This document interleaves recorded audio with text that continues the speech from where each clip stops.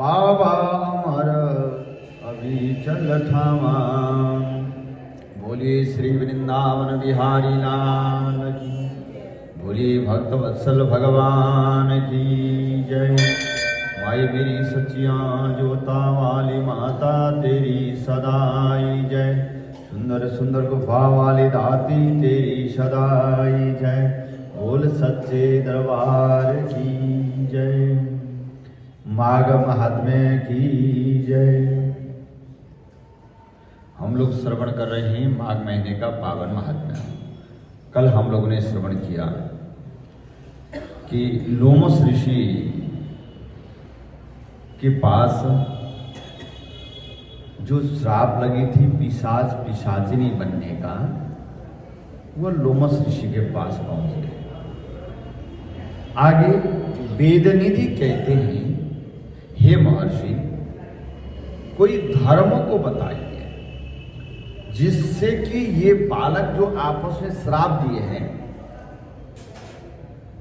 तू पिशाचिनी बन जा और तू पिशाच बन जा।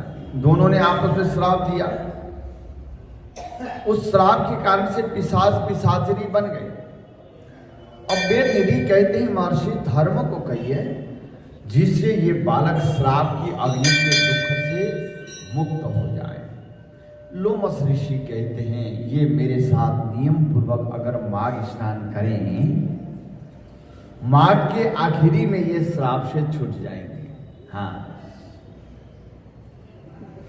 अगर माघ का स्नान करें, और नहीं तो इनका निस्तार नहीं होगा। हे ब्राह्मण, मुझे यह पूर्ण निश्चय है कि पुण्य तीर्थ में माघ स्नान करने से ही लोगों के 7 जन्म के किए हुए पाप तथा वर्तमान जन्म के सभी पाप माघ महीने में स्नान से नष्ट हो जाते हैं।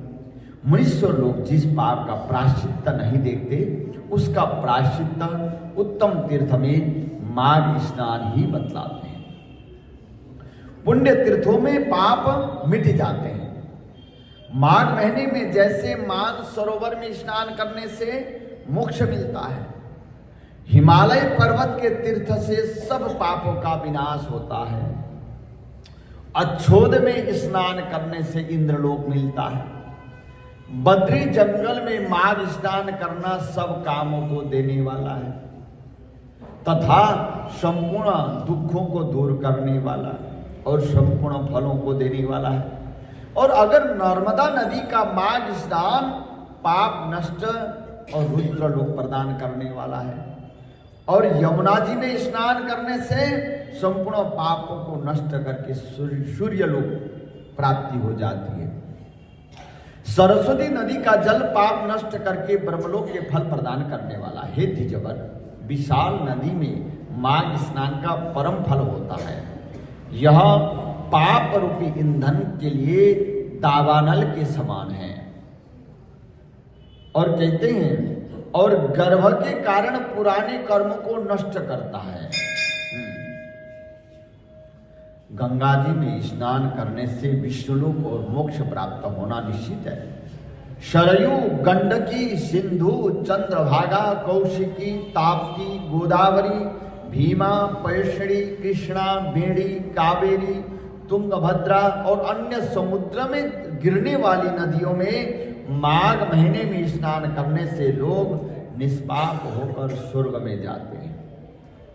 और नैमिषारण्य में स्नान करने से विष्णु भगवान की समान रूपता, पुष्कर में ब्रह्मा का सामीप्य तथा कुरुक्षेत्र में माघ स्नान से इंद्रलोक की प्राप्ति होती है, स्वर्ग की प्राप्ति होती है। हे ब्राह्मण, वेद हृदय में माघ स्नान करने से योग सिद्धि का फल प्राप्त होता है।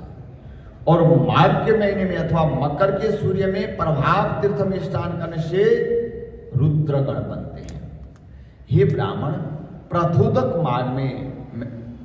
में माघ स्नान करने से मनुष्य देवता का शरीर प्राप्त करता है। स्नान की माघ में स्नान की बहुत बड़ी महिमा है। हे ब्राह्मण, गोमती में माघ स्नान करने से दोबारा जन्म नहीं होता। हेमकुट परम काल ओंकारेश्वर अमरकंठ में, नीलकंठ तथा अर्बुद में माघ स्नान करने से रुद्रलोक प्राप्त होता है। हाँ, हे ब्राह्मण, मकर की संक्रांति के सूर्य में सब नदियों में स्नान करने से लोगों की सब इच्छा पूर्ण हो जाती है। हे द्विजवर, प्रयाग में माघ स्नान बड़े भाग्य से प्राप्त होता है। हाँ, संगम स्नान सबसे बढ़िया। हाँ, जहां स्नान करके मनुष्य गर्भ के दुख को नहीं देखते तथा विष्णु के पास रहते हैं। राजसूय और अश्वमेध यज्ञ के फल से भी बढ़कर फल माघ स्नान से होता है। इसलिए संपूर्ण पापों को सहज में नष्ट करने वाले उस प्रयाग स्नान को क्यों न काम में लिया जाए। भले प्रयाग स्नान सर्वोत्तम है, संगम का स्नान सर्वोत्तम है। और लोमस ऋषि कहते हैं, चिरकाल में अवंती देश के वीरसेन महीपति ने नर्मदा के किनारे जाकर राष्ट्रीय यज्ञ किया था। सोने के मंडपों से सुसज्जित 16 अश्वमेध यज्ञ किए, जो सुवर्ण के आभूषणों और यज्ञ के स्तंभों से सुशोभित थे। उस दानी और देव भक्त महीपति ने ब्राह्मण को पर्वत के बराबर अन्न के ढेर दान किए, और वह सोना सहित गौ का दान भी किया। और ऐसा धर्म करने वाला था। एक भद्रक नामक मूर्ख ब्राह्मण, कुलहीन, कृषि कार्य करने वाला और दुराचारी तथा अधर्मी था। वह भाई बंधुओं से त्यागा हुआ था। इधर उधर घूमता फिरता हुआ देव यात्रियों के साथ प्रयाग में पहुंच गया और माघ में उनके साथ 3 दिन तक स्नान किया। और कीटोपी सुमना संगात आरवती सताम सिरा, एक कीड़ा भी फूल के संगत से सज्जनों के और देवताओं के शीश पर चढ़ता है। और उसी प्रकार से वहां जब लोग स्नान कर रहे थे, उन्हीं के साथ में जब साथ में देखा और संगत के साथ में उसने भी स्नान किया। और उसके बाद वह विप्र 3 दिन के स्नान मात्र से निष्पाप होकर प्रयाग से लौटकर घर आया।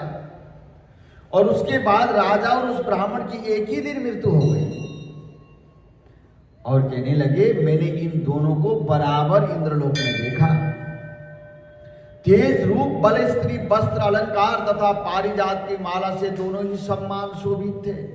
इन दोनों के आगे नाचना और गाना हो रहा था। ऐसा देखकर उस क्षेत्र का क्या महात्म्य कहा जाए। बोले, हे ब्राह्मण, प्रयाग में माघ स्नान राष्ट्रीय यज्ञ के बराबर होता है। गंगा यमुना के संगम पर माघ महीने की हवा से अधर्म का स्पर्श नहीं होता तथा वह भी बड़े बड़े दुखों को नष्ट करती है। किसी भी तीर्थ में किए हुए पाप का फल माघ महीने में प्रयाग में स्नान करने से विलीन हो जाता है। यहां पर मैं तुमसे पिशाच मोचन नाम का एक पुराना इतिहास कहता हूं। पिशाच मोचन, हाँ, सावधान होकर सुनो इसको। अप्सराओं की कन्याएं और तुम्हारा पुत्र भी सुने। मेरे प्रसाद से स्मृति प्राप्त करके ये पिशाच योनि से छूट जाएंगे।